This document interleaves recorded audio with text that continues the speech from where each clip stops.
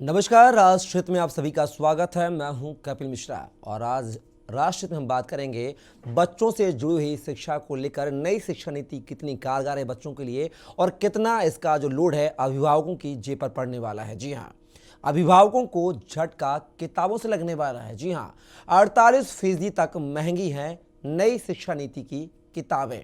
जी हाँ, स्कूल में पढ़ने वाले बच्चों को अभिभावकों के लिए ये खबर परेशानी वाली साबित हो सकती है। पहले से ही महंगी पढ़ाई के बोझ तले दबे अभिभावकों के लिए नई शिक्षा नीति अभिशाप के रूप में दिखाई दे रही है, क्योंकि इसके तहत जो नियम बनाए गए हैं उसमें अभिभावकों की जेब ढीली किए जाने की पूरी तैयारी कर दी गई है। नई शिक्षा नीति का स्टिकर लगाकर किताबों के दामों में बेतहाशा बढ़ोतरी कर दी गई है।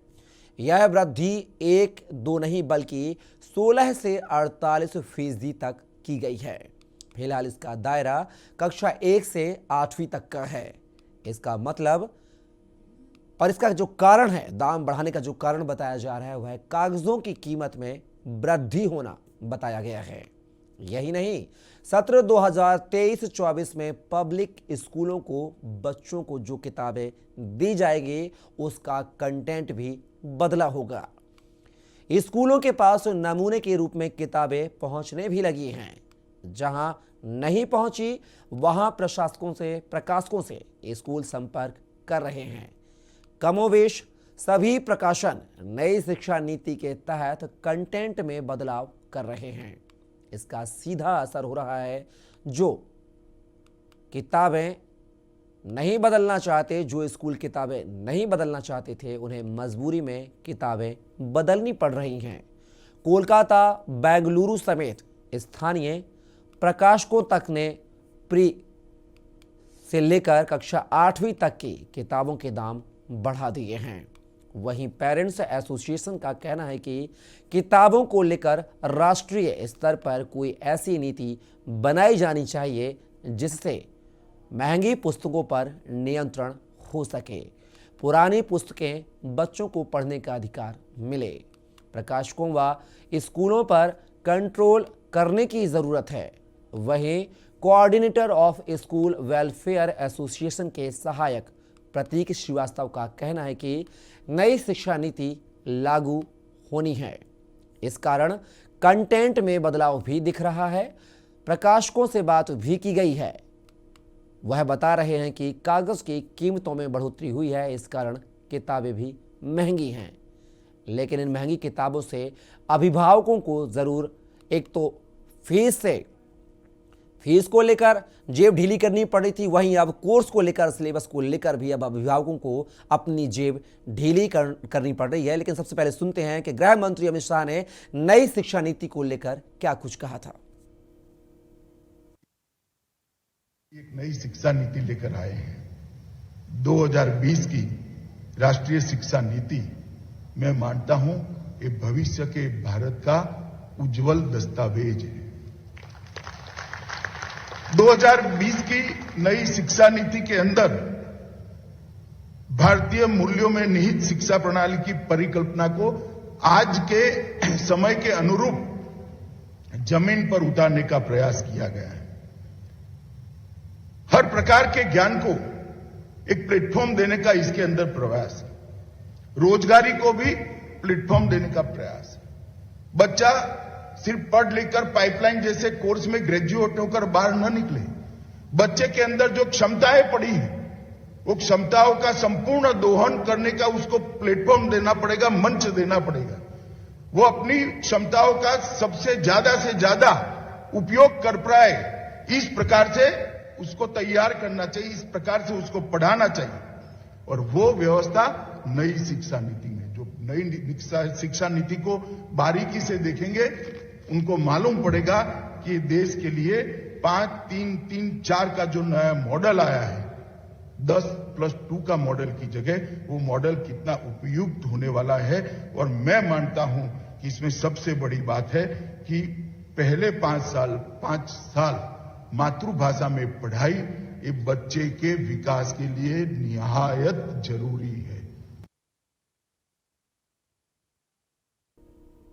तो नई शिक्षा नीति को लेकर 2020 की जो नई शिक्षा नीति लागू की गई थी उसको लेकर लगातार जो है अब विरोध के स्वर जो पहले भी अख्तियार होते रहे, लेकिन अब अभिभावकों के द्वारा यहाँ पर बड़ी चिंता जताई जा रही है कि उनके बच्चों के कोर्स को लेकर, किताबों को लेकर 1%, 2% नहीं बल्कि 16 से 48% तक बढ़ोतरी की जा रही है। इस तमाम मुद्दे पर चर्चा करेंगे। हमारे साथ एक विशेष पैनल जुड़ा हुआ है इस मुद्दे पर चर्चा करने के लिए। परिचय करवा दूं, डॉक्टर आरपी मिश्र, प्रदेशीय मंत्री एवं प्रवक्ता उत्तर प्रदेश माध्यमिक शिक्षा संघ, साथ ही पवन दीक्षित, प्रवक्ता कांग्रेस, संगीता पॉल अभिभावक है हमारे साथ, विष्णु तिवारी अभिभावक, साथ ही प्रतीक श्रीवास्तव कोऑर्डिनेटर KSWA। आप सभी मेहमानों का बहुत बहुत स्वागत है हमारे इस राष्ट्रीय शो में। पहला सवाल मेरा आरपी मिश्रा साहब आपसे ही है। बेसिक शिक्षा संघ के आप प्रदेशीय मंत्री हैं, प्रवक्ता भी हैं उत्तर प्रदेश शिक्षा बेसिक के। आखिर नई शिक्षा नीति जो लागू कर रहे हैं, करिए, अच्छी बात है। नई शिक्षा से हमारे बच्चों को जो संस्कृति से जुड़ने का मौका मिलेगा, जैसा कि अमित शाह ने कहा कि नई शिक्षा नीति संस्कृति, भारतीय संस्कृति से परिपूर्ण होगी, ओतप्रोत होगी, जुड़ना चाहिए बच्चों को। लेकिन नई शिक्षा नीति से परिचय कराना क्या अभिभावकों की जेब पर 48% का वजन देना जरूरी है? मिश्रा साहब। सही है, नई शिक्षा नीति कुछ मामलों में तो अच्छी है जी, लेकिन बहुत सी उसमें ऐसी चीजें हैं जो शायद उपयुक्त नहीं होंगी। अब ये जो नई चीज आई है, ये अभिभावकों के लिए किताबों के मूल्यों में इतनी वृद्धि किया जाना, ये तो बहुत ही चिंताजनक है, क्योंकि जो बच्चे होते हैं वो गरीब परिवारों के भी होते हैं और ये होता रहा है। इसमें तो पूरी मिली भगत होती है, भ्रष्टाचार होता है ऊपर से नीचे तक। ऐसे इस तरह से दाम नहीं बढ़ते जी। पहले भी यहाँ पर जो पुस्तकें प्रकाशित होती थी तो पहले होता था कि जो पाठ्यक्रम है, पाठ्यक्रम सिलेबस के अनुसार एक्सपर्ट्स लोग तैयार करते थे और दे दिया जाता था प्रकाशकों को प्रकाशन के लिए कि उसको प्रकाशित करें। लेकिन बाद में जो भ्रष्टाचार हुआ, डीलिंग हो गई, घूसखोरी हो गई और इसके बाद में वो कहा गया कि किताबें अपने मनमाने तरीके से प्रकाशक छाप लें, तो वहां पर जो क्वालिटी उसकी गिर गई, क्योंकि वो व्यवसायिक तरीका कर लिया। कोई किताब 400 पन्ने की, उतना ही उसी पाठ्यक्रम उसी सिलेबस की है, कोई किताब 280 पेज की होती है। मनमाने तरीके से उनके मूल्य रख दिए जाते हैं। पहले किताबों के मूल्य सरकार द्वारा नियंत्रित किए जाते थे। ये सब एक तरह से बहुत बड़ा भ्रष्टाचार है और इतनी अगर ये 12% से लेकर के 48% तक ये बढ़ा दिया जाए मूल्य, तो ये उन बच्चे जो नई शिक्षा नीति तो सभी बच्चों के ऊपर के लिए है। और यहाँ पर जो गरीब बच्चे पढ़े, जो शिक्षा का अधिकार अधिनियम है, तो इसमें निःशुल्क शिक्षा देने का दायित्व सरकार का है। ये किताबें भी बिना पैसे के दी जानी चाहिए। तो ये सारी चीजें विचारणीय हैं। इस तरह से जो दामों में मूल अप्रत्याशित वृद्धि की गई है, ये चिंताजनक है। इस पर सरकार को विचार करना चाहिए कि जो मूल्य है उनके मूल्य पर जो भी क्वालिटी है, जो प्रकाशन है, उसके आधार पे उनका निर्धारित होना चाहिए। मिश्रा साहब प्रदेश माध्यमिक शिक्षक संघ के मंत्री हैं, प्रवक्ता हैं, इस हैसियत के नाते क्या आप सरकार से इस बारे में पत्र व्यवहार करेंगे, बातचीत करने का प्रयास करेंगे? नहीं, निश्चित रूप से ये इस तरह की चीज जो सामने आई है, जो भी उसकी कमियां हैं, इसके बारे में हम लोगों ने पहले भी दिया हुआ है जिस समय घोषित हुई थी आपकी नई शिक्षा नीति, और ये संज्ञान में आया। इसके बारे में जरूर करेंगे कि यहाँ पर कम से कम अभिभावकों के ऊपर इतनी मार नहीं पड़नी चाहिए। नई शिक्षा नीति है, नए तरीके से लागू हो, बच्चे पढ़ें, उनको लाभ मिले। लेकिन अगर उनके अभिभावक कितने ज्यादा आर्थिक संकट में आएंगे तो अच्छा नहीं होगा, क्योंकि किताबें जो प्रकाशित होती है तो उसका मूल्य निर्धारण सरकार द्वारा किया जाता है। बिल्कुल। हमारे साथ बीजेपी प्रवक्ता KC जैन साहब भी जुड़ गए हैं। आपका बहुत स्वागत है जैन साहब। हमारे साथ अभिभावक के संगीता पाल जुड़ी हुई हैं। संगीता जी, जिस तरीके से नई शिक्षा नीति का हवाला देकर बच्चों की किताबें जो हैं वो है 48% तक महंगी कर दी गई हैं, इससे आप गृहिणी हैं, एक माँ हैं, क्या कुछ आपकी पॉकेट मनी पर, आपके गृहस्थी के सामान पर क्या कुछ असर पड़ता हुआ दिखाई देगा? संगीता जी, संगीता जी अनम्यूट कीजिए, अनम्यूट कीजिए, आपकी आवाज नहीं आ रही है।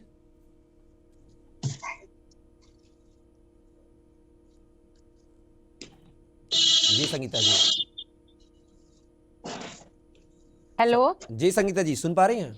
आ रही? हाँ, जी अब आ रही आवाज? जी बिल्कुल। मेरा कहना ये है कि हम लोग को एक लिमिटेड पैसा मिलता है जिसमें घर चलाना, बच्चों को पढ़ाना, सारे ही काम होते हैं।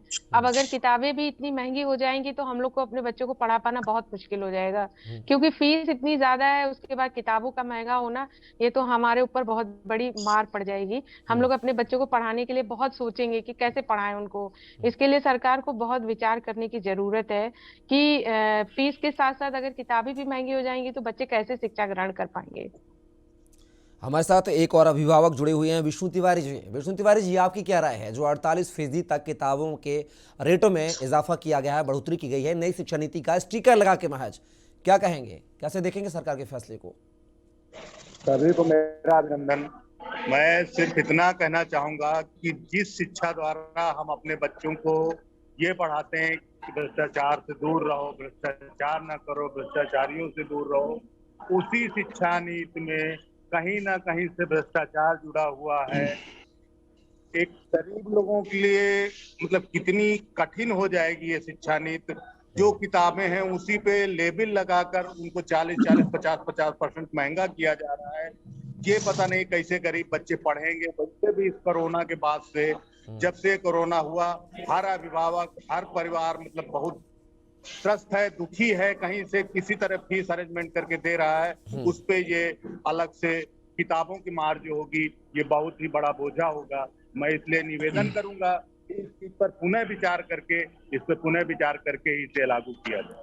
चलिए, हमारे साथ प्रतीक श्रीवास्तव भी जुड़े हुए हैं, जो कि कोऑर्डिनेटर हैं KSWA के। प्रतीक जी, 48% इजाफा किया गया है किताबों में। आपने कहा कि किताबों के जो कागजी पन्नों के जो रेट हैं वो महंगे हुए हैं, इस वजह से किताबें जो है महंगी कर दी गई हैं। एकदम से नई शिक्षा नीति लागू कर रहे हैं आप, एकदम से क्या इतना बोझ एक जो अभिभावक है, माता पिता हैं, क्या वो इस महंगाई के दौर में झेल पाएंगे? सरकार को क्या ऐसी व्यवस्था नहीं करनी चाहिए थी कि जो किताबों के रेट है उनमें कमी की जाए, फिर सरकार इन किताबों का डिस्ट्रीब्यूशन करे? बिल्कुल सही आपने कहा कि सभी विद्यालयों को, हमारी आवाज आ रही है? बिल्कुल सर, आ रही श्रीवास्तव जी। तो आपकी बात बिल्कुल मैं उससे सहमत हूँ कि हर विद्यालय के पास दो ऑप्शन रहते हैं कि अच्छी से अच्छी और सस्ती से सस्ती किताब लगाए। पर जैसे कि स्कूल में हम लोग सब लोग ये जो फोटोकॉपी के लिए पेपर आता है, पिछले साल जिसका मूल्य 210 रुपए था, आज की तारीख में 280 रुपए दिन हो चुका है। तो कागज का मूल्य कहीं ना कहीं बढ़ा है और NEP की वजह से सिलेबस में बदलाव, उसके क्वेश्चनियर में बदलाव। तो पर उसके बावजूद हम तो यही निवेदन करेंगे सब स्कूल वालों से कि जो जिस किताब में कंटेंट अच्छा हो, रेट कम से कम हो, वही किताबें लगाइए।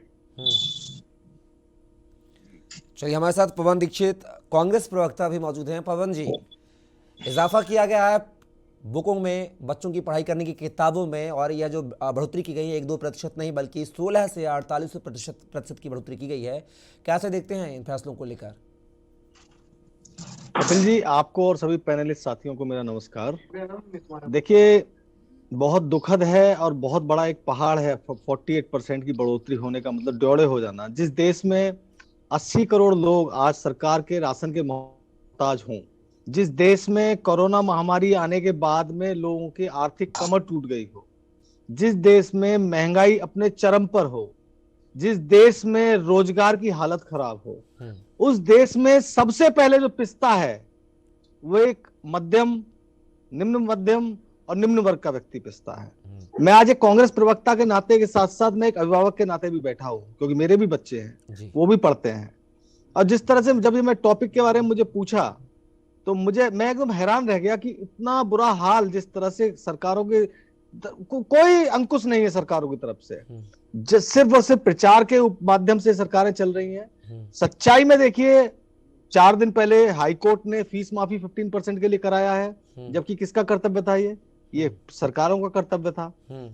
फीसों के लिए अभी एक भाई साहब बोल रहे थे कि हम निवेदन कर सकते हैं कि सस्ती किताबें लें। क्या कोई सेंसरशिप नहीं गवर्नमेंट की तरफ से? क्या गवर्नमेंट ऑर्डर अगर कर दे तो कि स्कूलों की हिम्मत है कि वो महंगी किताबें लगाएं? मैं भी पिसता हूं। एक मेरी बच्चे का सिलेबस 5 से 6 हजार का पिछले साल आया था। अगर ये 48% बढ़ गया तो फिर कहां जाएंगे? निम्न मध्यम और निम्न वर्ग का व्यक्ति कहां जाएगा? हर चीज में महंगाई, फीसों पे ही अंकुश नहीं लगा पाए आज तक। एजुकेशन सिस्टम टोटल कोलैप्स कर दिया। एनसीईआरटी की बुक्स के लिए बोला गया तो सब्सिडाइज जाती हैं। जब अगर एनसीईआरटी की बुक्स आ रही थी तो ये इतने रेट्स कैसे बढ़ गए? और रेट्स बढ़े हैं तो क्या कोई सेंसरशिप नहीं है? क्या बुक की तरफ से कोई रेगुलेटरी बॉडी ऐसी नहीं है जो इनको ध्यान दे? बिजली तो महंगी, नगर निगम हाउस टैक्स तो महंगा, फीस तो महंगी, किताबें भी महंगी। ये शिक्षा, मुझे कपिल जी अच्छे से याद है, जब मैं बचपन, हम लोग छोटे थे, 5 से 6 रुपए फीस हुआ करती थी और हमें पता नहीं लगता था कितने कम पैसे में किताबें आ जाया करती थी। आज एक मतलब इम्पॉसिबल हो गया, 2 बच्चे अगर होते हैं किसी एक मध्यम वर्ग में या निम्न मध्यम वर्ग में, उनको पढ़ाना, अच्छी शिक्षा देना, या तो बस ऐसे ही है, चल रहा है जो चलने दो। और इनको तो ऐसे लोग ही चाहिए। पवन जी, जनता पार्टी को ऐसे ही लोग चाहिए। पवन जी, क्या माना जाए, जिन राज्यों में कांग्रेस की सरकार है वहां पर इन जो बुक्स हैं, जो 48% की बढ़ोतरी हुई है, क्या वहां पर सरकारें जो सब्सिडी देंगी क्या इन बुक्स पर? क्या आप माफ करेंगे किताबों का शुल्क? क्या स्कूलों की व्यवस्था की जाएगी कि स्कूल निःशुल्क किताबों का वितरण करें? से बोल रहा हूं और आपके चैनल के माध्यम से बोल रहा हूं, अगर ये चीज कांग्रेस शासित राज्यों में आती है तो निश्चित रूप से सरकार को उस पर ध्यान देना होगा। देखिए, सरकारें आती जाती हैं, लेकिन वोटर वो अभिभावक है, वो जनता जनार्दन है। अगर वो पिसेगा तो कुछ नहीं होने वाला। तो मतलब इसीलिए तो हम लोग पेंशन योजना ले। तो पवन जी, माना जाए कि जिन राज्यों में कांग्रेस की सरकार है वहां पर अभिभावकों के ऊपर बोझ नहीं पड़ेगा इन किताबों को लेकर। आप सभी मेहमान हमारे साथ लगातार जुड़े रहिएगा। राष्ट्रहित में लगातार इस मुद्दे पर चर्चा की जा रही है और जल्द हाजिर होंगे एक छोटे से ब्रेक के बाद। पुनः आपका स्वागत है राष्ट्रहित में। और राष्ट्रहित में लगातार हम बात कर रहे हैं नई शिक्षा नीति की किताबों के रेट भारी और अभिभावकों की पॉकेट खाली। इस मुद्दे पर हमारे साथ चर्चा करने के लिए एक विशेष पैनल जुड़ा हुआ है हमारे साथ। बीजेपी प्रवक्ता के पास सीधा चलेंगे, केसी जैन साहब हमारे साथ जुड़े हुए हैं। जैन साहब, नई शिक्षा नीति लागू कर रहे हैं। केंद्रीय गृह मंत्री अमित शाह ने कहा कि नई शिक्षा नीति से भारतीय संस्कृति की जो पहचान है बच्चों को दिलाई जाएगी, वह संस्कृति से जुड़े हुए जो पाठ है वह पढ़ाए जाएंगे। अच्छी पहल है, स्वागत है आपकी पहल का। लेकिन जिस तरीके से आपने जो नई शिक्षा नीति लागू की है, लेकिन जिस तरह से किताबों का जो बोझ आपने बढ़ा दिया है, 16 से 48% तक किताबों के रेट बढ़ाए गए हैं, इससे कहीं ना कहीं अभिभावक जो हैं, माता पिता जो, उनकी जो कमर है वह टूटती हुई नजर आ रही है। आखिर क्या कोई ऐसा बोर्ड गठन करेंगे जिससे मॉनिटरिंग की जा सके और जो रेट है, रेट में डिक्रीमेंट किया जाए इंक्रीमेंट के बजाय? कुछ तरीके हैं आपके पास सर ऐसे? नई शिक्षा नीति और किताबें जो हैं उनकी रेटों में वृद्धि, इनका कोई तालमेल नहीं है। क्योंकि देखिए, नई शिक्षा नीति के अंतर्गत 2-3 चीजों के जो परिवर्तन किए गए। एक तो भारतीय संस्कृति से जुड़े हुए पाठ्यक्रमों को प्राइमरी स्तर से लेकर के ग्रेजुएशन स्तर तक जोड़ना। लेकिन मुख्य जो परिवर्तन किया गया नई शिक्षा नीति के अंतर्गत वो ये है कि जो बच्चे ग्रेजुएशन में हैं, और कई बार क्या देखा गया कि वो फर्स्ट ईयर करके छोड़ देते हैं, 3 साल का ग्रेजुएशन होता है। अब ऐसे में उनके लिए रखा गया कि ये फर्स्ट ईयर के जो है उनको सर्टिफिकेट दिया जाएगा। जो 2 साल तक कर लेते हैं ग्रेजुएशन, वो बीए, बीएससी, बीकॉम जो भी कोर्स कर रहे हैं वो कोर्स कर लेंगे, तो उसके बाद में उनको डिप्लोमा दिया जाएगा और 3 इयर्स पूरा करते हैं तो उनको डिग्री दी जाएगी कि आपने ग्रेजुएशन कंप्लीट कर लिया। तो नई शिक्षा नीति का उद्देश्य ही ये है कि जो बच्चे हैं उनको कहीं पर ये ना लगे कि हमने जो पढ़ाई की वो बेकार चली गई। और एक विकल्प दिया गया उनके लिए कि आगे चल करके अगर उन्होंने फर्स्ट ईयर कर लिया है, लेकिन क्या होता था कि अगर आपका 1 साल 2 साल गैप हो गया, फिर आपको वापस फर्स्ट ईयर में ही एडमिशन लेना पड़ता था। तो उनका समय न बर्बाद हो और जो उन्होंने एजुकेशन हासिल की है उसका भविष्य में उनको लाभ मिल सके, और वो चाहे तो सेकेंड ईयर में आगे 1-2 सालों के गैप के बाद में भी एडमिशन ले सकते हैं, क्योंकि सर्टिफिकेट होगा उनके पास में 1 साल का, तो उसके बाद में वो सेकेंड ईयर में सीधे एडमिशन ले सकते हैं उन्हीं सब्जेक्टों में। इन सारी चीजों को लेकर के नई शिक्षा नीति को लागू किया गया है और ये परिवर्तन देश के विकास के लिए और हमारे देश के भविष्य छात्र छात्राओं के लिए है, क्योंकि उनका समय बर्बाद ना जाए। और आप देखिए, तमाम सारे हजारों हजार छात्रों का किसी न किसी प्रॉब्लम को लेकर के, किसी न किसी अड़चन को लेकर के दिक्कतें आएंगी। बहुत अच्छी पहल है आपकी, बहुत अच्छी पहल है। गैप जो छात्र करते हैं उनके लिए अच्छा है, प्रमाण पत्र डिग्री उनकी कंप्लीट हो जाएगी। लेकिन ये बात तो हम यहाँ पे 48% जो किताबों में वृद्धि की गई उसकी कर रहे हैं, उस पर भी जरा आप अमल कर लीजिए सर। देखिए क्या है कपिल जी, हम वही बात कर रहे हैं कि दरअसल देखिए मेन जो वृद्धि की गई है वो जो प्राइमरी तक के बच्चे हैं, एयर तक के बच्चे हैं, जो खास करके प्राइवेट स्कूल चलते हैं उनमें इस तरीके की चीजें, खास करके प्राइमरी सेक्शन जो है 5th तक के जो बच्चे हैं उनमें ये चीजें बिल्कुल देखी गई हैं। ये बिल्कुल पहली बात तो सरासर गलत सिस्टम है। और इसका सहारा जो ले रहे हैं जो प्रकाशक है और जो स्कूल है वो जो इसका सहारा ले रहे हैं नई शिक्षा नीति से इतना आप पुस्तकों में इस तरीके से वृद्धि कर रहे हैं उसका क्या मतलब है। और ये चीजें पहली बार नहीं हुआ है, ये तो आप हमेशा करते रहे, हर ईयर में आप वृद्धि करते, तब तो नई शिक्षा नीति नहीं थी, तब क्यों वृद्धि कर रहे थे। पहली बात। दूसरी बात ये कि अभी हमारे कोऑर्डिनेटर साहब जो बात कर रहे थे श्रीवास्तव जी, उनकी बात भी सही है, लेकिन वृद्धि आप 10% 15% तक वृद्धि जो पेपर्स में वृद्धि हुई है आप उस एवरेज में वृद्धि करें, तब तो हमें लगता है कि जो गार्जियंस हैं उनको ज्यादा शिकायत नहीं होगी कि भाई हर चीज के रेट महंगे हो गए, आप कागज का रेट महंगा हो गया, प्रिंटिंग का रेट महंगा हो गया, आपको महंगा करना पड़ रहा है। लेकिन आप उसकी आड़ में अगर अतिरिक्त आप लाभ ले रहे हैं और कहीं ना कहीं प्रकाशक जो अभी तक सेवा भाव से प्रकाशक भी होते थे वो सिर्फ माल कमाने में, सिर्फ पैसा कमाने के उद्देश्य से और खास शिक्षा से जुड़ी हुई जो पुस्तकें हैं उनमें अगर इस तरीके से भारी भरकम मुनाफा का प्रयास करेंगे तो इसकी आलोचना तो सब जगह पे होगी। और एक चीज है, अभी हमारे कांग्रेस के साथी जो बात कह रहे थे कि हम कंट्रोल करेंगे, तो जब चुनाव हुआ, जब इन 5 राज्यों का चुनाव हुआ, उत्तर प्रदेश, पंजाब, उत्तराखंड सहित, तब उसके पहले जब कोरोना आया था उसके पहले आया था 2022 में इलेक्शन हुए और कोरोना काल की जो लगभग 1 साल तक 2 साल 1-2 महीने तो बिल्कुल लॉकडाउन रहा, उसके बाद में बीच में जब तमाम सारे वेरिएंट आए और बच्चों ने घर में पढ़ाई की, जब बच्चों ने घर में पढ़ाई की, ऑनलाइन पढ़ाई की, तो ये हुआ कि भाई इनकी जो फीस है वो माफ कर दी जाए और इसको लेकर के तमाम सारे कॉलेजों ने 50% माफ की, किसी ने 25% माफ की, किसी ने 80% माफ की, जो जिसकी जिस तरीके से सिस्टम था उन्होंने उस सहयोग को किया। लेकिन कांग्रेस के साथी जो बात कह रहे हैं, पंजाब में आपने क्या ऐसा कोई रेगुलेशन लाया, क्या ऐसी कोई रूल आप लेकर के आए कि नहीं फीस नहीं आएगी? ऐसा कुछ भी नहीं किया, कुछ भी इन्होंने ऐसा नहीं किया और आज कह रहे हैं कि हम तो ऐसा करेंगे। अरे क्या करेंगे आप? सबसे ज्यादा महंगाई की बार तो कांग्रेस की सरकार में जनता ने झेली और साथ ही साथ महंगाई की बार झेली, जैन साहब आप बिल्कुल आपको रुकना चाहूंगा। हमारे साथ जो है शिक्षाविद ब्रजभूषण सिंह भी जुड़ चुके हैं। ब्रजभूषण जी आपका बहुत बहुत स्वागत है। ब्रजभूषण जी आप पर ही आऊंगा, जिस प्रकार से नई शिक्षा नीति लागू की गई है, स्टिकर चिपका कर नए किताबें जो मार्केट में लाई जा रही हैं, स्कूलों को दी जा रही हैं, उनमें 1% से लेकर 2% नहीं बल्कि 16 से 48% की वृद्धि की गई है, जिसका सीधा असर अभिभावकों की पॉकेट मनी पर, जेब पर, गृहस्थी में पड़ने वाला है। कैसे देखते हैं इस पूरे फैसले को ब्रजभूषण जी? यह नीपी का स्टिकर लगाकर और वो भी इंफ्रास्ट्रक्चर जैसी चीजें, मतलब पाठशाला की, बच्चों की पढ़ाई की 48% की महंगाई कर देना, मुझे लगता है किसी भी भविष्य में विकसित होने वाले देश के ये लक्षण नहीं है। इसलिए भी लक्षण नहीं है क्योंकि इनके इस बढ़े हुए दामों पर बहुत ज्यादा शक हो रहा है। जैसे एक छोटा सा मैं उदाहरण देना चाहूंगा, जैसे सोशल साइंस की एक की किताब है वो 220 की थी, अब वर्तमान समय में 339, 339, या मैथ की किताब है तो जो 549 की थी 399 की थी 549।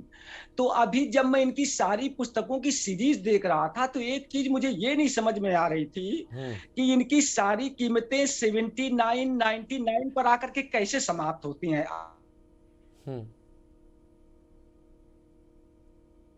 जी ब्रजभूषण जी, शायद जो है संपर्क स्थापित नहीं हो पा रहा, उनसे नेटवर्क प्रॉब्लम है लगातार। हमारे साथ जो है एक दर्शक जो चेन्नई से प्रेम कुमार जुड़े हुए हैं। प्रेम जी बहुत बहुत स्वागत है आपका के न्यूज में।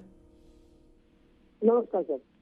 सर मैं बोल रहा हूँ कि जब भी अपने कोई चीज करते हैं तो सर कांग्रेस और बीजेपी बीच में आ जाते हैं। सर यहाँ सरकार का एक चीज उठ रही है, सरकार हर चीज में बढ़ा रही है। सर गृहिणियों से पूछा जा रहा है कि बच्चे कैसे पढ़ेंगे, गृहिणियों को जो सिलेंडर के दाम बढ़ गए, अब सरकार क्या करेगी? सरकार को हर जगह से टैक्स दिए, अब इसमें सरकार क्या करेगी? उन्होंने लगा दिए टैक्स तो लगा दिए। अब शिक्षा नीति में सरकार ये चाहती है कि इतने बेरोजगार हो गए शिक्षक, पढ़े लिखे लड़के कि अब उनको शिक्षा की जरूरत नहीं है, तो उनको मार कैसे दी जाए, उनको न पढ़ाया जाए। तो उनके ऊपर में बोझ डालो जिससे न पढ़ सके। कभी फीस की बात करते हैं, कोई राज्य में दूसरी सरकार है तो वो माफ कर देता है, तो वहाँ पढ़ाई का वो भी नहीं उठाते। कहीं बोलते हैं शिक्षा माफ करेंगे, कहीं बोलते हैं बेटियों को पढ़ाएंगे, कहीं बोलते हैं ये माफ करेंगे। क्या सरकार क्यों नहीं सोचती है? अगर 48% उन्होंने बढ़ा दिया, वो सब जगह का टैक्स बढ़ा देगी, किताबों पर बढ़ा के शिक्षा पद्धति में बच्चे को शुरू से लेके कॉलेज तक फीस माफ कर दी जाए, उनको किताबें फ्री दे दी जाए, खत्म होगा ये काम। बिल्कुल प्रेम जी, यही हम भी कह रहे हैं, यही यहाँ पे जो सरकार के नुमाइंदे बैठे हैं उन तक बात पहुंच रही है आपकी बात। फिलहाल आप हमारे साथ जुड़े, अपनी राय साझा की, उसके लिए आपका बहुत शुक्रिया। और राष्ट्रहित में यहाँ पर रुकेंगे एक ब्रेक के लिए, ब्रेक के बाद यह सिलसिला लगातार जारी रहेगा। ब्रेक के बाद पुनः आपका स्वागत है। राष्ट्रहित में लगातार हम बात कर रहे हैं नई शिक्षा नीति को लेकर, किताबों के रेट जारी, वहीं अभिभावकों की टेंशन भारी। लगातार इस मुद्दे पर चर्चा करने के लिए एक विशेष पैनल हमारे साथ जुड़ा हुआ है, लेकिन उससे पहले के दर्शक जो हैं गिरीश कानपुर से हमारे साथ जुड़े हुए हैं। गिरीश जी, बहुत बहुत स्वागत है आपका। कहता हूँ कि सरकार जिला स्तर पर एक कमेटी अध्ययन करने के लिए तत्काल बनाए और ये प्राइवेट स्कूल की जो फीसें ली जा रही हैं और जो कन्वेंस के खर्चे हैं और किताबों का जो खर्चा है, इसको स्टडी करे। कागज में कितना पैसा लग सकता है, किताब में प्रिंटिंग पे क्या लग सकता है, प्रॉफिट कितना मिलना चाहिए और फिर किस रेट में ये बच्चों को उपलब्ध होनी चाहिए। इसके अलावा जो फीसें अनावश्यक वसूल रहे प्राइवेट स्कूल वाले, तनख्वाह मास्टर को 10,000 देते हैं और फीस लेते हैं 10,000 रुपया महीना एक स्टूडेंट से। 40 विद्यार्थी बैठाते हैं, 4 लाख रुपए एक क्लास से फीस वसूलते हैं। तो ये एक कमेटी तत्काल बनाए सरकार और जनता को राहत दिलाए। बड़ा दुख का विषय है कि मैं आज एक घर में गया था, उनके घर में मृत्यु हो गई है गार्जियन की, और वो अब 44 साल को हार्ट अटैक से मर गए। जब मैंने उस बच्चे से पूछा तुम किस क्लास में पढ़ते हो, बोला 10th में। बोला 8,000 फीस इसी महीने दी है, अब आगे फीस हम कैसे देंगे? बिल्कुल, निश्चित तौर पे ये हर अभिभावक की बोझ पड़ेगा, उसकी पॉकेट मनी पर बोझ पड़ेगा। गिरीश जी, आप जुड़े, तमाम जानकारी राजकुमारी आपने शेयर की, उसके लिए आपका बहुत शुक्रिया। अगर आपके मन में भी कोई सवाल है जहन में, तो आप नीचे टीवी स्क्रीन पर शो रहे नंबर पर कॉल करके अपनी राजकुमारी हम तक पहुँचा सकते हैं। और लगातार जो है इस विषय पर एक विशेष पैनल हमारे साथ जुड़ा हुआ है। मैं आरपी मिश्रा साहब आप पर आऊँगा।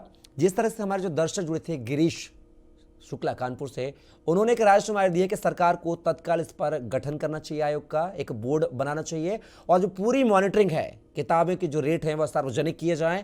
ये नहीं कि किसी स्कूल में उसी किताब के रेट 4,000 है तो दूसरे पे 3,000 है, मनमानी ना हो। मनमानी को कंट्रोल करने के लिए एक आयोग, बोर्ड के गठन की बात यहाँ पर दर्शक ने की है। कैसे देखते हैं आप दर्शक के इस विचार को, मिश्रा जी? हमारे संगठन द्वारा बराबर मांग की जाती रही। अब यहाँ पर अगर स्टिकर लगाया गया है, इसका मतलब है जिस समय वो किताब पब्लिश की गई थी उस समय उसका मूल्य कुछ दूसरा निर्धारित किया गया। बिल्कुल सही बात, सही बात बोलिए मिश्रा जी। पर उसी समय खरीदा गया है, सारी चीजें इस समय बढ़ा दिया गया है। तो ये ऐसे प्रकाशकों के खिलाफ सरकार द्वारा तुरंत FIR दर्ज करके कार्रवाई की जानी चाहिए, लेकिन ये सरकार नहीं करेगी, क्योंकि ये भ्रष्टाचार नीचे से लेकर के ऊपर तक है। यहाँ बिना लेन देन के ऐसी हिम्मत नहीं थी किसी प्रकाशक की, उसके ऊपर स्टिकर लगा के उसको मार्केट में फ्लोट कर दे। तो ये गंभीर विषय है, सरकार को इस पर ध्यान देना चाहिए। मैंने पहले भी कहा था कि इसके लिए सरकार की पूरी इसकी स्क्रूटनी करनी चाहिए, और कितनी को मटेरियल कैसा है, उसमें कितने पेजेस है, उसकी क्वालिटी क्या है, इसको लेकर के निर्धारित करके मूल्य निर्धारण एक कमेटी द्वारा किया जाना चाहिए। पहले होता था, लेकिन ये बंद हो गया है जब से भ्रष्टाचार हुआ प्रकाशकों और सरकार के बीच में, शिक्षा अधिकारियों के बीच में जो संबंधित इससे हैं, तब से समाप्त हो गया है। ये तो जरूर होना चाहिए। ये बहुत बड़ा एक अन्याय है अभिभावकों के साथ, जो निःशुल्क ये आपको शिक्षा देने का अधिकार सरकार को है, और ऐसे में अगर इन किताबों के दाम इस तरह से बढ़ा दिए जाते हैं स्टिकर लगा करके, ये तो बड़ी गंभीर बात है। इस पर तो जांच करके इस पर कार्रवाई की जानी चाहिए सरकार को, और जो भी दोषी हो उसको दंडित किया जाना चाहिए। जिन अधिकारियों के का सुपरविजन का जिम्मा है, जो अधिकारी इस पे इन्वॉल्व है, उनके खिलाफ कार्रवाई की जानी चाहिए, तभी अभिभावकों को राहत मिल पाएगी। संगीता जी, अब क्या कुछ जो पॉकेट मनी है, जो आय है, उस पर बोझ पड़ेगा, और सरकार के जो बीजेपी पार्टी के जो प्रवक्ता हैं केसी जैन साहब यहाँ बैठे हैं, क्या कहना चाहेंगे, उन तक क्या बात पहुंचाना चाहेंगे ताकि वह अपने पार्टी तक, अपनी सरकार तक वह बात को पहुंचा सके, एक अभिभावक की पीड़ा को पहुंचा सके? अनम्यूट कीजिए संगीता जी, आपकी आवाज नहीं आ रही है, अनम्यूट कीजिए।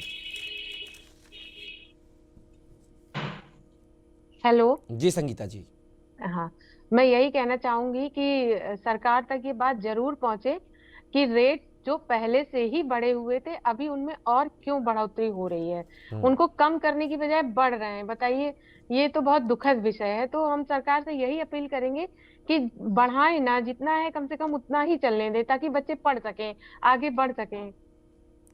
बिल्कुल, शायद केसी जैन साहब हैं, उन तक बात पहुंच गई होगी और हम उनसे यह गुजारिश करेंगे कि वह भी अपने आला अधिकारियों तक, अपनी पार्टी तक, अपनी सरकार तक इस बात को पहुंचाएं। और हमारे साथ लगातार प्रतीक श्रीवास्तव जो कि कोऑर्डिनेटर हैं KSW के जुड़े हुए हैं। प्रतीक जी, आपने कागजी पन्नों का, महंगाई का हवाला दे दिया है, आप कोऑर्डिनेट कर रहे हैं, क्या कुछ इसमें बीच का रास्ता निकाला जा सकता है कि सरकार की जो नई शिक्षा नीति वह भी लॉन्च हो जाए और अभिभावकों को जो बोझ है पॉकेट मनी का जो है, वह जो रेट, किताबों के रेट है जो 48% बढ़ाए गए हैं, उनको कम किया जा सके? क्या स्ट्रेटजी, क्या मैकेनिज्म होनी चाहिए इसके लिए? देखिए, मैंने जो कहा, जैसे कागज पे महंगाई बढ़ी पर उसके बावजूद अभिभावकों को कम से कम दाम में पुस्तकें उपलब्ध हो, इसके लिए सरकार को कुछ न कुछ कदम जरूर उठाने चाहिए। लेकिन सर, आप कोऑर्डिनेटर हैं, कोऑर्डिनेट मतलब सहयोग कर रहे हैं, दोनों पक्षों कर रहे हैं, तो आपकी तरफ से क्या पहल की जाएगी सर इसमें? इसमें सर हम लोग भी जो है कोशिश ये रहेगी पूरी, मैंने पहले भी कहा कि अच्छे कंटेंट की जो कम से कम रेट की किताबें हैं, और हमारे पास हमेशा सभी विद्यालयों के पास चॉइस रहती है, तमाम प्रकाशक आते हैं जिनकी पुस्तकों का मूल्य भी कम होता है और कंटेंट भी अच्छा होता है। तो हम लोग यही प्राथमिकता देंगे उन किताबों को जिससे हमारे अभिभावक हमारे बच्चों पे किसी भी प्रकार का कोई भी आर्थिक दबाव ना पड़े। प्रतीक जी, क्या ऐसा हो सकता है कि सभी जो स्कूल है, विद्यालय है, उनकी एक जैसी पुस्तकें होनी चाहिए, एक ही रेट पर होनी चाहिए, और उनको चाहे स्कूल वाले दें, स्कूल प्रबंधन दें, या फिर हम स्टेशनरी से परचेज करें, सबका रेट एक जैसा हो? इससे क्या होगा कि जो स्कूल प्रबंधक है, जो स्कूल की मनमानी है, वह अभिभावकों पर नहीं होगी और रेट जो है वह इक्वल रहेंगे पूरे देश के और राज्य के। इसके लिए क्या पहल कर सकते हैं श्रीवास्तव जी? विभिन्न बोर्डों की, जैसे यूपी बोर्ड है, ICSE बोर्ड है, CBSE बोर्ड है ना, एक और अन्य बोर्ड IGSE बोर्ड जो इंटरनेशनल बोर्ड चलता है, सबके सिलेबस में कहीं ना कहीं थोड़ा बहुत अंतर होता है। और सभी विद्यालयों से मेरा तो यही निवेदन रहेगा कि अच्छे कंटेंट की और कम से कम उसकी पुस्तकें लगाएं। इतना ही मैं कहना चाहूंगा जिससे हमारे अभिभावक। ब्रजभूषण जी, क्या माना जाए कि नई शिक्षा नीति का पूर्णतः व्यवसायीकरण हो रहा है, जिस तरीके से 16 से 48% जो रेट बढ़ाए गए हैं किताबों के? इससे तो मैं नहीं तरीके से आपके यूट्यूब चैनल के माध्यम से मैं कहना चाहता हूं कि ये पूरी तरीके से व्यवसायीकरण है और शिक्षा का बाजारीकरण नहीं होना चाहिए, विशेषकर उस देश में जहां के 80 करोड़ लोगों को सरकार खुद कहती है कि उनको BPL के अंतर्गत है और उनको खाद्यान्न दिया जा रहा है। यानी 50% से ऊपर की आबादी को जब खाद्यान्न दिया जा रहा है और उसकी प्राथमिक शिक्षा पर या जूनियर हाई स्कूल के लेवल की शिक्षा पर, और इतनी महंगी शिक्षा व्यवस्था, तो ये सरकार की निष्ठा प्रश्न चिन्ह के घेरे में है और समाज में त्राई मच उठ सकती है। और मुझे लगता है कि ये जो देश का भविष्य है नौनिहालों का, ये शिक्षा के मामले में संकट से गुजर सकता है। सरकार की एक नियंत्रण प्रणाली होनी चाहिए। यही तो चाहती है सरकार। अगर law of supply and demand के रूल में अगर ये महंगी भी हो रही है, तो मुझे लगता है कि जो प्रिंटिंग में GST लगती है, उस प्रिंटिंग में GST को हटा देना चाहिए। देखो, एक सवाल उठता है कि प्रिंटेड बुक्स में GST नहीं है। पहले एक अफवाह उड़ी थी कि क्या सरकार GST लाएगी पाठ्यक्रमों की पुस्तकों में, तो वो प्रिंटेड जो बुक्स है उसमें GST नहीं है, लेकिन प्रिंटेड के पहले जो बुक्स का आवागमन होता है, जो प्रिंटिंग होता है, जो उसके मटेरियल्स होते हैं, उसमें GST है। और वैसे भी एक आश्चर्य की बात है कि केवल एक ये स्टिकर लगा देने से 48% की महंगाई, ये तो मुझे लगता है कि दुनिया के किसी भी देश में किसी भी कमोडिटी पर किसी एक वर्ष के भीतर 48% की महंगाई नहीं हो सकती। और जो दूसरा सवाल उठता है वो ये उठता है कि सर, इन पुस्तकों के रेट्स देखिए, तो इन पुस्तकों के जो 3 डिजिट है या 4 डिजिट है, 899, 799, 699, 679, तो क्या ये बुक्स केवल 9 के ही उस लेवल पर समाप्त होती है या इसमें कोई भीतर झोल है? तो मुझे लगता है कि एक नियंत्रण कमेटी जांच करे, और अगर महंगाई हो भी तो मुझे लगता है कि इसमें सब्सिडी देने की आवश्यकता है, क्योंकि शिक्षा हमारा मूलभूत अधिकार है और देश के नौनिहाल, देश के बच्चे, देश के भविष्य इससे वंचित न रह जाए, इससे भटक न पाए। बिल्कुल, बड़ी बात ब्रजभूषण जी आपने कही है। बीजेपी प्रवक्ता से जवाब लेंगे, लेकिन उसके पहले कांग्रेस प्रवक्ता हमारे साथ पवन दीक्षित भी जुड़े हुए हैं। पवन जी, आपकी जो संगठन है, कांग्रेस का अनुषंगिक संगठन है एनएसयूआई, उसने 12 नवंबर 2021 को इलाहाबाद विश्वविद्यालय के छात्र संघ नेताओं ने सरकार का विरोध किया, नई शिक्षा नीति का विरोध किया, प्रदर्शन किया, पुतला दहन किया। साथ ही 25 नवंबर 2021 को मध्य प्रदेश के मुख्यमंत्री सीएम शिवराज सिंह चौहान के खिलाफ भी एनएसयूआई कार्यकर्ताओं ने प्रदर्शन किया, जहां पर बर्बरतापूर्वक बल प्रयोग करके उनके प्रदर्शन को रोका गया। लगातार शिक्षा नीति का विरोध किया जा रहा था। नई शिक्षा नीति भारतीय संस्कृति से जोड़ने के लिए है। शिक्षा नीति का विरोध क्यों? रेट जो बढ़ रहे हैं, दाम, इसको लेकर कहीं प्रदर्शन नहीं हुआ अभी तक? नहीं, शिक्षा नीति का विरोध नहीं है। देखिए, सरकार की कथनी और करनी में बहुत बड़ा फर्क है। मैं 30 सेकंड पहले केसी जैन जी की बात को ले दूं जी। जिस पंजाब का इन्होंने जिक्र किया, उस पंजाब के तत्कालीन मुख्यमंत्री इनके यहाँ पर बीजेपी में है, कैप्टन अमरिंदर सिंह। पहले कम से कम मेरे साथ डिबेट में आया, जैन साहब तो वर्क जरूर करके आएगा। पंजाब गवर्नमेंट का ऑर्डर था, पंजाब गवर्नमेंट ने फीस रोकी। पंजाब गवर्नमेंट के ऑर्डर के 1 महीने के बाद में वहां के स्कूल हाईकोर्ट में गए, वो वहां हारे और पंजाब गवर्नमेंट ने फीस माफ की थी। पहली बात। दूसरी बात, आप सिर्फ शिक्षा के ऊपर मत जाइए कपिल जी। अभी आपने पूरी सर्दियों में सुना है कहीं कपड़े बटे हैं, बच्चों को गर्म कपड़े, कहीं पे शूज दिए गए हों, कहीं ड्रेस गई हो, कुछ नहीं, समाप्त नहीं की गई थी। अरे सर, समाप्त तो किसी में भी हुई, समाप्त तो हो ही नहीं सकती सर, समाप्त नहीं हो सकती। जो तनख्वाह दी जा रही है वो तो दी जाएगी ना। मुझे इंडिया में बताइए जैन साहब की किस संगठन ने ये बोला कि फीस पूर्ण रूप से माफ होनी चाहिए, फीस कम किया जाना चाहिए? आप जैसे चैनल पे बैठ के जनता को बताइए माफ कर दी गई, फिर कह रहे फीस रोकी गई, फिर कह रहे तनख्वाह देनी है तो फीस तो देनी ही पड़ेगी। तो 3 बातें आ गई आपकी ना। मेरी फिर आप क्यों कह रहे फीस माफ कर दी गई? मेरी सुन लीजिए। हाँ, फीस यहाँ पर ही माफ हुई। 50% फीस कॉलेजों ने माफ की, माननीय मुख्यमंत्री जी ने उसके लिए दिशा निर्देश भी जारी किए थे, लेकिन ये समाप्त नहीं हुई। आपके उप मुख्यमंत्री दिनेश शर्मा जी ने बोला कि फीस माफी की खबरों को ना उड़ाया जाए, उनके खिलाफ पुलिस केस होगा। आपके तत्कालीन मुख्यमंत्री, उप मुख्यमंत्री जो शिक्षा मंत्री भी थे, भूल गए क्या आप उस बात को? सुनिए, फीस सरकार का आदेश नहीं था, सरकार का आदेश नहीं था, निर्देश था। क्यों नहीं था? क्यों नहीं था सरकार का आदेश? कोरोना में पब्लिक सड़कों पर मर रही थी, क्यों नहीं था सरकार का आदेश? सरकार क्या सिर्फ अपने इवेंट मैनेजमेंट के लिए है? सरकार किसी, ये लोगों की मूलभूत सुविधा को कौन पूरा करेगा? वोट लेने के लिए आप हैं, हिंदू भावना को भड़काने के लिए आप हैं, राष्ट्र भावना भड़काने के लिए केसी जैन साहब, पवन दीक्षित जी, केसी जैन साहब, पवन दीक्षित जी, यहाँ पर हम बात को रखें, बाकी से बात को रखें, उसका सॉल्यूशन निकालें, उसका समाधान निकालें। इस मुद्दे की बात होनी चाहिए, पुराने मुद्दों को लेकर छोड़िए आप।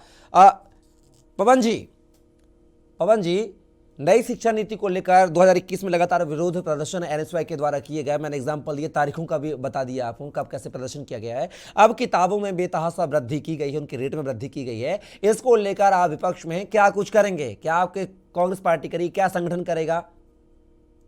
कपिल जी, आप ये समझ लीजिए कि छोटी बात नहीं है कि इतनी ज्यादा वृद्धि हुई है। बच्चों के पढ़ाई के लिए अभिभावकों को बहुत बड़ा प्रेशर होने वाला है। 70 सालों से कांग्रेस ने जब भी शासन किया, जनता का आशीर्वाद मिला। सीबीएसई बोर्ड हो, आईबी हो, आईसीएसई बोर्ड हो, यूपी बोर्ड हो या अन्य राज्य के बोर्ड, ये कांग्रेस के शासनकाल में बने। और एनसीईआरटी की बुक्स भी, एनसीईआरटी की बुक्स का प्रावधान आया जो शिक्षा नीति में जो आप कह रहे हैं, एनसीईआरटी की बुक्स को लागू ना करने की वजह से मध्य प्रदेश में ये प्रदर्शन किया गया था। एनसीईआरटी की बुक्स को अगर आप प्रॉपर तरीके से लागू कर दें, रेगुलेटरी बॉडी को लेकर के आता, मैं एक सजेशन दे रहा हूँ, रेगुलेटरी बॉडी एक होनी चाहिए, जो ब्रजभूषण जी ने भी बोला, और वो रेगुलेटरी बॉडी सारी बुक्स के रेट्स को बोले कि जो सबसे कम बुक्स में सबसे कम रेट की बुक्स होंगी और अच्छी क्वालिटी की होंगे, अच्छे कंटेंट की होंगी, आप ही पर आएंगे। इसके लिए कांग्रेस राज्यपाल हो, मुख्यमंत्री हो या सड़कों पर प्रदर्शन करना हो, कांग्रेस हर तरीके से तैयार है। लोगों के साथ में अन्याय नहीं होना चाहिए, ना कांग्रेस पार्टी इस चीज को बर्दाश्त करेगी। और मैं आपसे फिर जिम्मेदारी के साथ बोल रहा हूं, कांग्रेस शासित राज्यों में अगर ऐसी कोई भी चीज आती है, संज्ञान में लिया जाएगा शीर्ष संगठन द्वारा। बिल्कुल। हमारे साथ एक दर्शक जुड़ी हुई है लखनऊ से, नीतू जी। नीतू जी, बहुत बहुत स्वागत है आपका राष्ट्रहित में। ये है कि नई शिक्षा नीति तो इन्होंने लागू कर दी है, लेकिन ये नीति क्या है अभी किसी को पता नहीं है। अभी सही ढंग से अभी पूछा जाए किसी से तो नीति कोई नहीं जानता है। फीस लगातार बढ़ रही है, किताबों के रेट बढ़ रहे हैं हर साल। जबकि योगी जी की सरकार जब सत्ता में आई थी तो इन्होंने कहा था कि फीस कम की जाएगी, कुछ बच्चों की फीस माफ भी की जाएगी, लेकिन ऐसा कुछ नहीं हुआ। एक तो महंगाई ऑलरेडी इनकी सरकार में बहुत बढ़ी हुई है। महंगाई से हम लोग जो 20,000 में खर्चा चलता था वो 40,000 खर्चा, दुगना हो गया है खर्चा। अब बच्चों को कैसे पढ़ाया जाए? और क्या इन्होंने नए नए नारे तो दे दिए हैं कि पढ़ेगा इंडिया, बढ़ेगा इंडिया। क्या ऐसे ही पढ़ेगा और बढ़ेगा इंडिया? चलिए जवाब ले लेते हैं नीतू जी, फिलहाल आप हमारे साथ जुड़े उसके लिए आपका बहुत बहुत शुक्रिया। किसी जैन साहब, दर्शक की जो मन की व्यथा है आपने सुनी है, कैसे पढ़ेगा इंडिया और कैसे बढ़ेगा जब आपकी किताबों में बेतहाशा वृद्धि की गई है, रेटों में वृद्धि की गई है।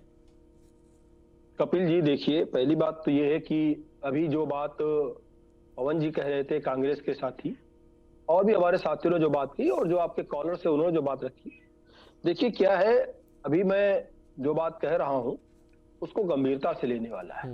एक तो ये कि जो स्वतंत्रता प्रदान की गई थी कि कॉलेज और यूनिवर्सिटीज और साथ साथ प्राइमरी सेक्शन से लेकर के इंटर से लेकर के और सारे pharmacy college, medical college, engineering college, ये सब कांग्रेस के बड़े बड़े विधायक, सांसद, मंत्री, इन्हीं के लिए ये कानून बनाया कांग्रेस ने ही कि आप अपने प्राइवेट संस्थान खोल सकते हैं और प्राइवेट फीस निर्धारित कर सकते हैं। और वही सिस्टम अभी तक चला आ रहा है और उसी का ये परिणाम है कि ये प्राइवेटाइजेशन जो हुआ।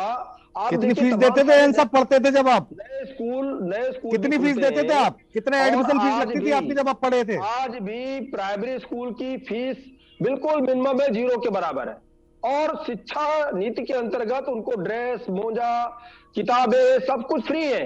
और साथ ही साथ इंटर तक में भी जो किताबें, सरकारी किताबें हैं, अभी जो बात कर रहे थे कांग्रेस के साथी कि ये आपका यूपी बोर्ड है, आईसीएसई बोर्ड है, सीबीएसई बोर्ड है, बिल्कुल इन बोर्डों की जो किताबें हैं उनके रेट निर्धारित है, फिक्स है और उनके रेट बहुत मिनिमम है।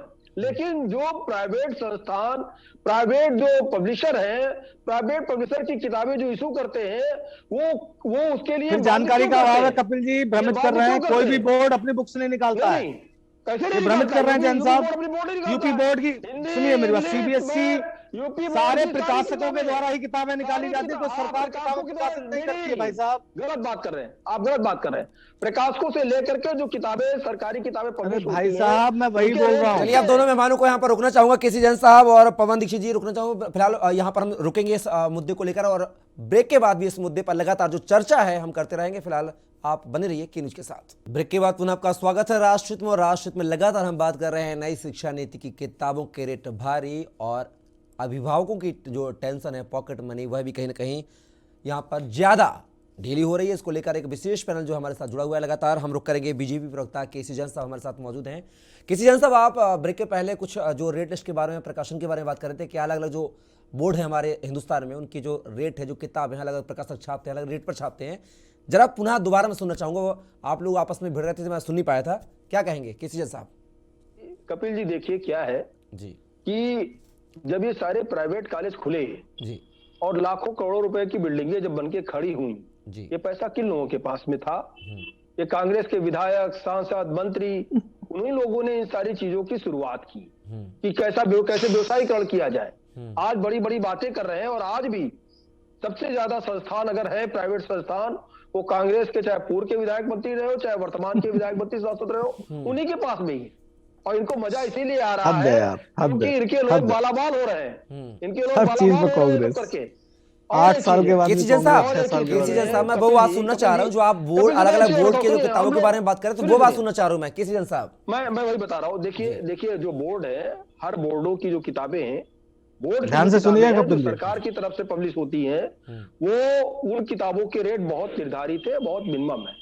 लेकिन लोग क्या है कि जो अलग अलग तमाम सारे प्रकाशक हैं, उन प्रकाशकों की जो किताबें चल रही हैं, वो क्यों चल रही हैं, किन कॉलेजों में चल रही हैं, ये किसी से छुपा हुआ नहीं है। हाँ। और हम आपके साथ एक दिन बैठे थे और 8 बजे वाली डिबेट पे हम आपके साथ एक बार बैठे थे, हमें बहुत अच्छे से याद है। और उसमें विषय ये था कि तमाम सारे जो कॉलेज हैं, उन कॉलेजों को दूसरे कॉलेजों में मर्ज किया जा रहा है क्योंकि वहां पर बच्चे नहीं मिल रहे हैं।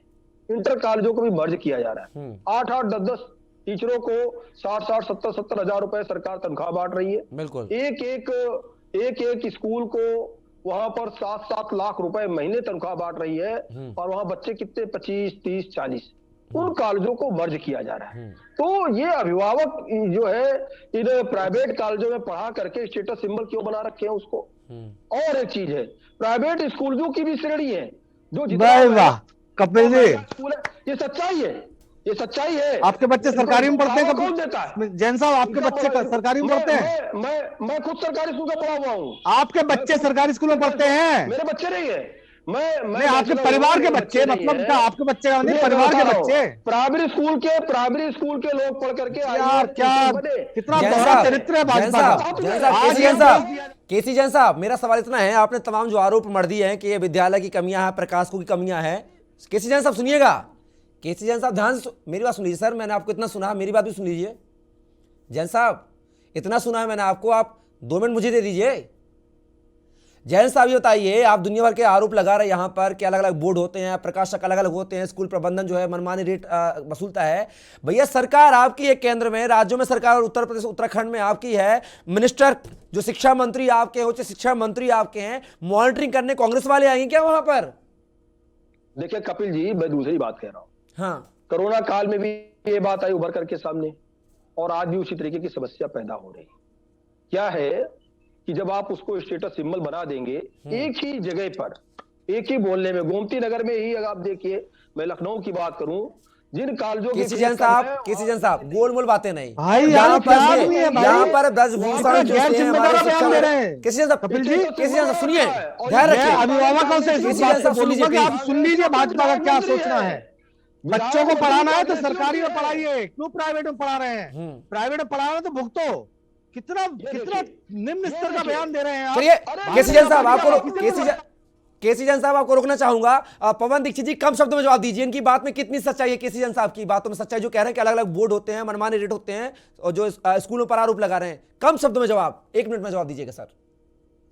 देखिए मैं बहुत क्षुब्ध हुआ हूँ, जैन साहब का मैं बहुत सम्मान करता हूँ, बड़े अच्छे इंसान हैं, लेकिन जिस तरह का इन्होंने एक बहुत निम्न स्तर का बयान दिया कि अपने बच्चों को पढ़ाना है तो सरकारी में पढ़ाओ, अगर सस्ते में पढ़ाना है नहीं तो भुगतो। और दूसरी बात, 30 साल से ज्यादा हमारे सरकार नहीं है उत्तर प्रदेश में कांग्रेस की, ये किसकी बातें कर रहे हैं कि किसके कॉलेज है? कितने बात हो गए?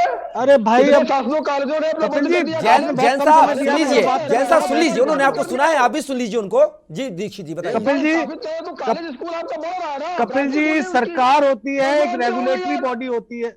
यार ये तो बहुत बोलते हैं, और खामा-खा की बोलिए पवन जी, पढ़ लिख के आते नहीं। पवन जी कम शब्दों में बात कीजिए, बात का तरीका नहीं है। पवन जी समय का अभाव है। केसी जैन साहब समय का अभाव है। जैन साहब प्लीज सुन लीजिए पवन दीक्षित जी को, उन्होंने आपको सुना है, आप भी उनको सुनिए। जी पवन जी, मैं सिर्फ यही कहना चाहूंगा, एक रेगुलेटरी बॉडी है, कांग्रेस, बीएसपी, एसपी, बीजेपी, उद्योगपति, किसी का भी कोई स्कूल क्यों ना हो, कैसे कोई मनमानी में कर सकता है? कैसे कोई माफिया राज कर सकता है? अरे आप जेल में डालिए उनको, देश से बड़ा कुछ नहीं है, बच्चों से बड़ा कुछ नहीं है। ये सिर्फ वाहियात बात है, और मुझे तो ताज्जुब हुआ एक भारतीय जनता पार्टी के ऑफिशियल प्रवक्ता से इतने छोटे, इतने निम्न स्तर का बयान टीवी पर देते हुए। ये सब समझ भी नहीं पा रहे।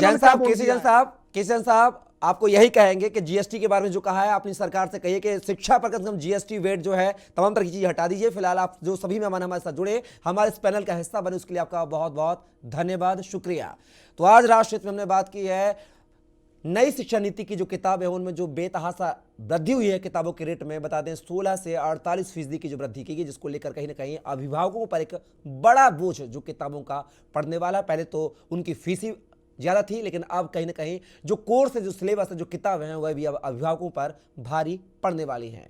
फिलहाल के लिए बस इतना ही। आप बने रहिए के न्यूज़ के साथ।